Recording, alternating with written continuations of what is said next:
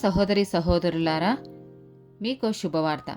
2025 సంవత్సరంలో మొత్తం 365 అంశాలను మీతో పంచుకోబోతున్నాము. జనవరి 1వ తేదీ నుండి ప్రతిరోజు ఒక అంశము మరియు దానికి సంబంధించిన వాక్యమును పంచుకుంటాము. దయచేసి ఆ వాక్యములను వినండి, ధ్యానించండి మరియు ఆశీర్వదించబడండి. దయచేసి సబ్స్క్రైబ్ చేయండి మరియు మీ స్నేహితులతో పంచుకోండి. ధన్యవాదాలు.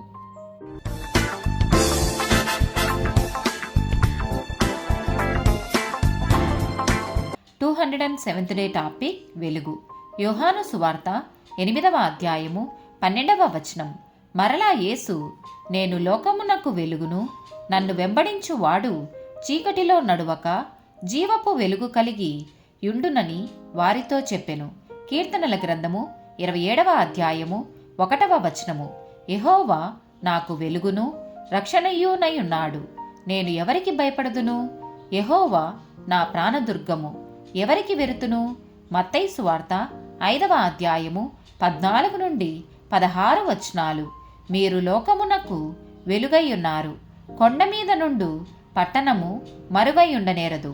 మనుషులు దీపము వెలిగించి కుంచము క్రింద పెట్టరు, కాని అది ఇంట నుండు వారికందరికీ వెలిగిచ్చుటకై దీపస్తంభము మీదనే పెట్టుదురు. మనుషులు మీ సత్క్రియలను చూచి పరలోకమందున్న మీ తండ్రిని మహిమపరచునట్లు వారి ఎదుట మీ వెలుగు ప్రకాశింపనీయుడి. కీర్తనల గ్రంథము 119వ అధ్యాయము 105వ వచనము. నీ వాక్యము నా పాదములకు దీపమును, నా త్రోవకు వెలుగునై ఉన్నది. యోహాను సువార్త 3వ అధ్యాయము 19 నుండి 21 వచనాలు.